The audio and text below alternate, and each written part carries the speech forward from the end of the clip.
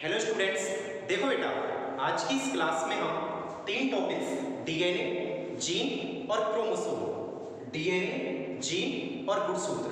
आज की इस क्लास में केवल 5 मिनट में हम ये सीखने वाले हैं डीएनए क्या होता है, जीन क्या होता है और क्रोमोसोम क्या होता है। ये तीनों आपस में एक दूसरे से कैसे इंटर रिलेट होते हैं, कैसे ये तीनों आपस में एक दूसरे से संबंधित हैं, इन चीजों को बेटा मैं आज इस वीडियो में बता रहा हूं। देखिए बेटा, सबसे पहले आता है डीएनए। डीएनए क्या होता है बेटा? फ्रेडरिक मिशर नामक वैज्ञानिक ने, साइंटिस्ट का नाम है बेटा मिशर। क्या नाम है बेटा? मिशर। फ्रेडरिक मिशर नामक वैज्ञानिक ने डीएनए टर्म दी थी बेटा। तो बेटा याद रखना है, DNA term is given by Friedrich Miescher.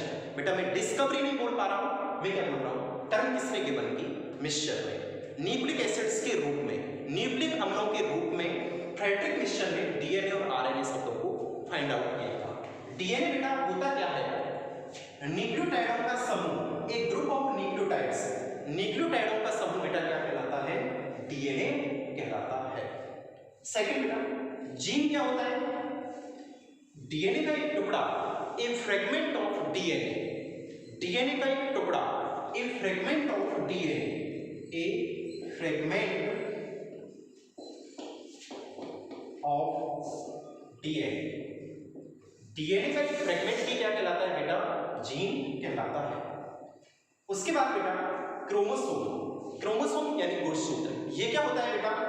दो क्रोमेटिड मिलकर क्या बनाते हैं बेटा? क्रोमोसोम बनाते हैं। सर क्रोमेटिड क्या होता है? क्रोमेटिड कैसा होता है? देखो बेटा, एक क्रोमेटिड ऐसा होता है, दूसरा क्रोमेटिड भी ऐसा होता है।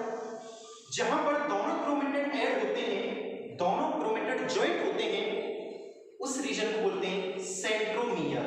क्या बोलते हैं बेटा? सेंट्रोमियर।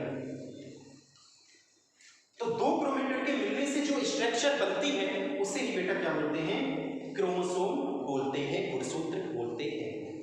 बेटा क्रोमोसोम्स के ऊपर कौन प्रेजेंट होते हैं? जीन। क्रोमोसोम्स के ऊपर बेटा कौन प्रेजेंट होते हैं? जीन। तो जीन कहां पर प्रेजेंट होते हैं? क्रोमोसोम्स पर। जीन क्या होते हैं? डीएनए का एक टुकड़ा यानी एक फ्रेगमेंट ही क्या कहलाता है? जीन कहलाता है। जीन बेटा, जीन शब्द का जो सबसे पहले प्रतिपादन किया था, जीन शब्द सबसे पहले जो टर्म गिवन की थी वो था जोहानसन। बेटा जोहानसन नाम के साइंटिस्ट ने कौन सी टर्म दी बेटा? जीन शब्द का इस्तेमाल किया था। वाल्टेयर नाम का साइंटिस्ट था बेटा, वाल्टेयर नाम के साइंटिस्ट ने बेटा कौन सी टर्म इस्तेमाल की थी? Chromosome. It is a chromo word का मतलब होता है बेटा कलरफुल। क्रोमो शब्द का मतलब होता है रंगीन। सोम यानी body, a structure, a colourful body is called chromosome. Chromosome made up of two chromatids. दो क्रोमेटिड मिलकर ही क्या बनाते हैं बेटा? गुणसूत्र बनाते हैं। याद रखना बेटा, गुणसूत्र शब्द का प्रतिपादन किसने किया था? वाल्टेयर नाम के साइंटिस्ट ने किया था। जीन शब्द किसने दिया था? जोहानसन ने। डीएनए शब्द दिया था मिशर ने। डीएनए का एक टुकड़ा ही जीन कहलाता है। जीन पाए जाते हैं क्रोमोसोम्स पर। यस और नो? तो बेटा आज की इस क्लास में इन तीनों टॉपिक्स को मैंने आपको एक शॉर्ट वीडियो के रूप में आपको बताया है कि एक सिंपली डीएनए क्या होता है?